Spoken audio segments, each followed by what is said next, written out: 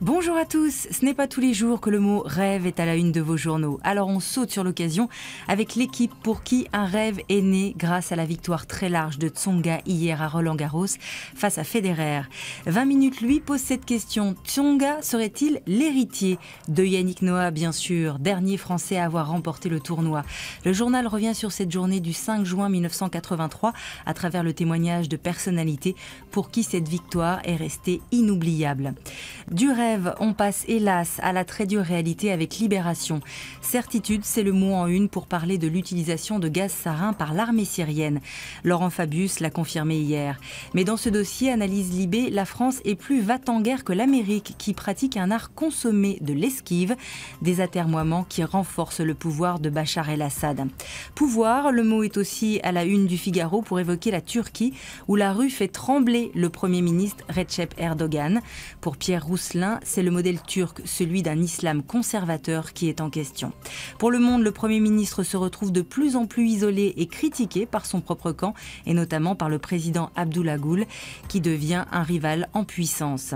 Retour en France où le climat pourrait devenir explosif, le mot étant une des Échos pour désigner la réforme des retraites. Le sujet qui enflamme, c'est la retraite des fonctionnaires. Son calcul ne serait plus fait sur les 6 derniers mois de salaire, comme c'est le cas actuellement, mais sur une durée plus longue.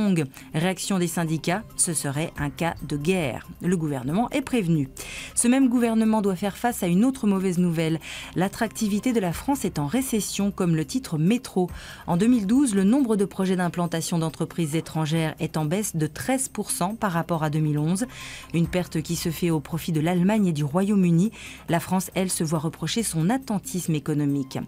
Les jeunes médecins, eux aussi, désertent l'Hexagone. C'est le gros titre d'aujourd'hui en France, Le Parisien. Pour contourner le numerus clausus qui limite le nombre d'inscrits en deuxième année de médecine, les étudiants partent décrocher leur diplôme à l'étranger. Il faut espérer, écrit le journal, qu'ils reviennent exercer en France où les déserts médicaux se multiplient. Lui, il va aussi partir vers l'étranger, mais en restant sous pavillon français. La Croix revient sur l'inauguration hier du Jules Verne, le plus gros porte-conteneurs du monde, capable de transporter 16 000 boîtes entre l'Europe et la Chine. Il suscite fierté et critique car il symbolise une mondialisation avec laquelle ni les Français ni la gauche ne sont à l'aise. Avec le Jules Verne, la France a donc fait le choix du large, écrit le journal. Elle a fait le choix de la victoire. Hier, à Roland-Garros, l'américaine Serena Williams s'est qualifiée pour les demi-finales dans la douleur. Elle a souffert, mais elle a gagné, écrit 20 minutes. Allez, on vous souhaite une journée victorieuse. À demain.